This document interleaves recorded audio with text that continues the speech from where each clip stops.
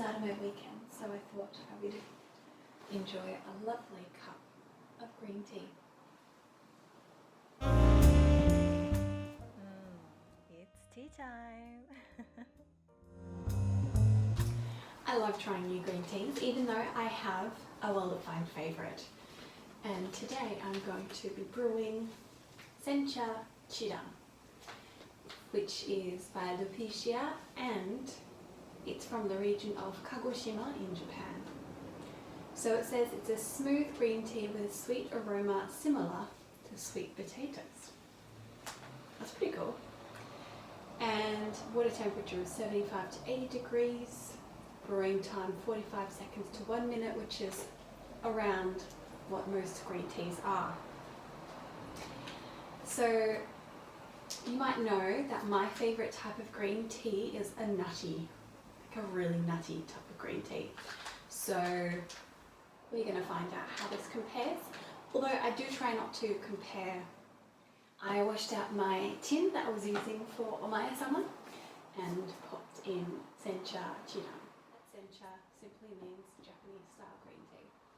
It's where it's predominantly leaves. Sometimes there is matcha, so finely ground leaf. But Sencha cha means tea in Japanese. Let's see if it's sweet with hints of sweet potato.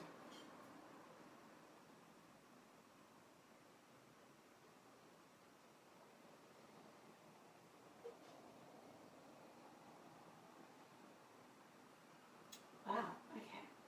So the first scent I get is naturally green tea. This is very standard. But what happens afterwards is quite interesting. So with, I tend to like teas that have a very round feel to them, a round shape. The shapes that come to mind when I smell and drink them are rounded. But this is a little bit more like a rounded pyramid where the tips are, tips are rounded. There's a little bit of acidity. It smells clean. It's not quite so deep and earthy, but it does have this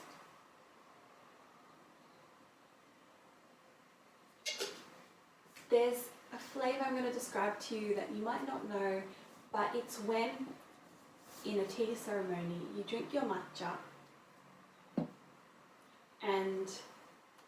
but usually you are offered a sweet first.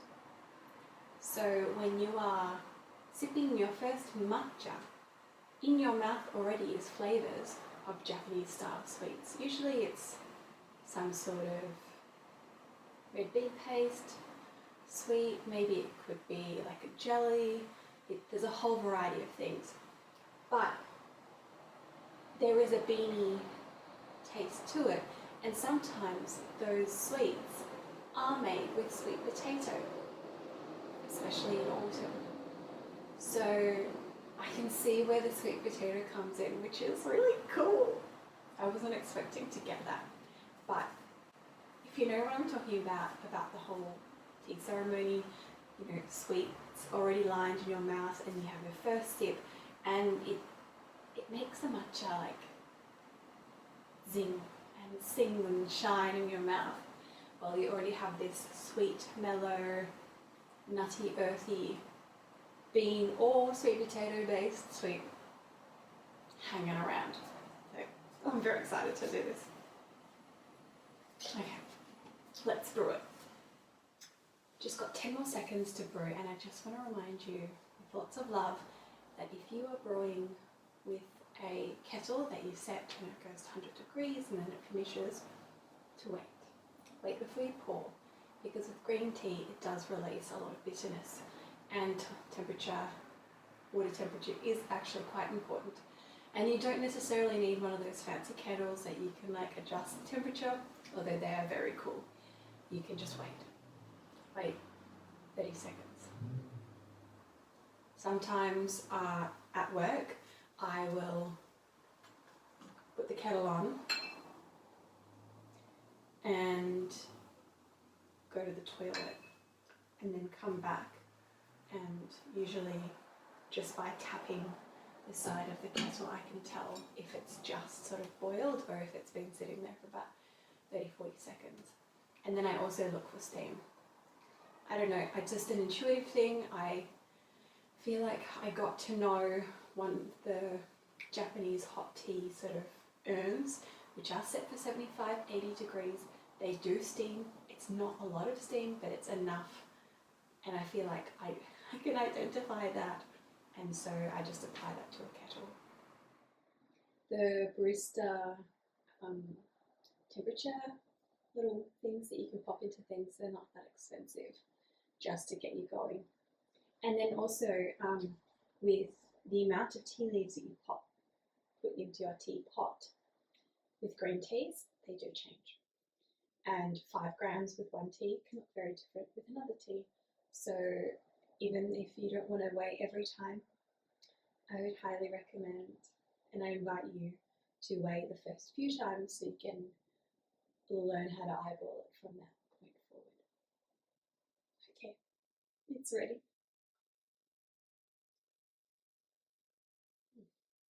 It's very crisp and very quite light. It's a lovely green colour, wouldn't you say? I would say this is green tea colour.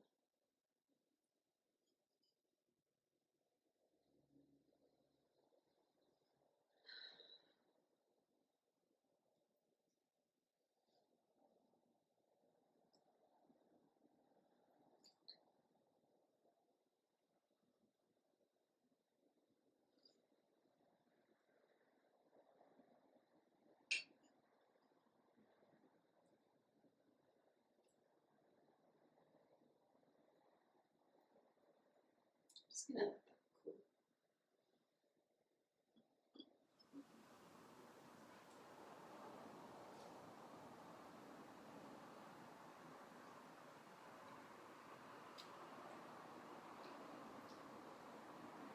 It's actually super light, and I don't know if I've underbrewed it.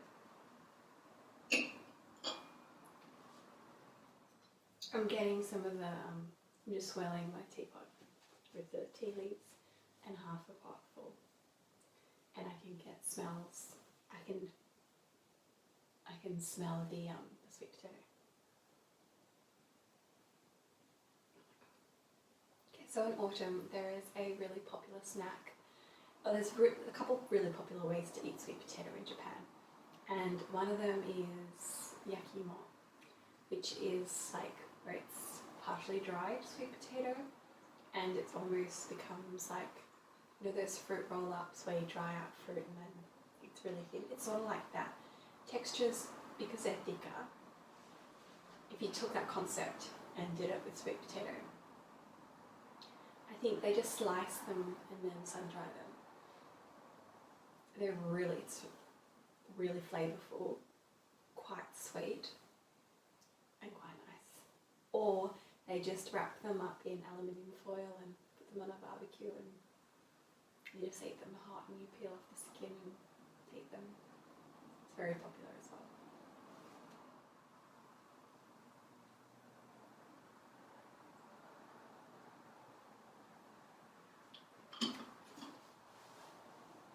Yeah, so it's a lovely, light, refreshing green tea. It's a little too light, I think, to pair with anything, but I feel like it would be a great refresher. So, like a post-cake or post-sweet tea. Like once you've had your birthday cake and you've served that with one tea, like you could go for this, or something a little bit more refreshing, or like a palate cleanser. Yeah, it's quite clean on the palate, so I think a palate cleanser would be a great use for this tea. And actually, I'll do one more test.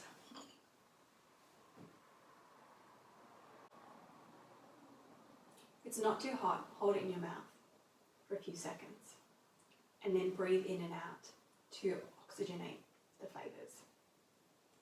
I don't know if that's a technical thing, but just get air.